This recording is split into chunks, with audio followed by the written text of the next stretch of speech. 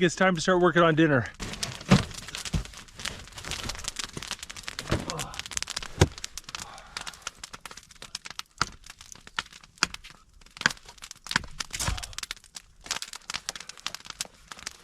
Gloves are a bit wet. I'm gonna go dry them by the fire.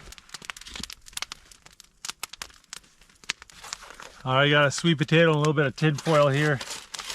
We're gonna wrap that up. There you go. Got a nice pile of coals here. Bury that sweet potato in the coals for about 45 minutes.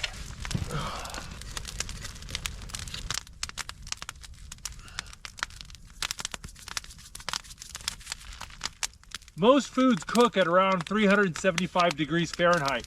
Hold your hand over the fire and count 1, 2, 3.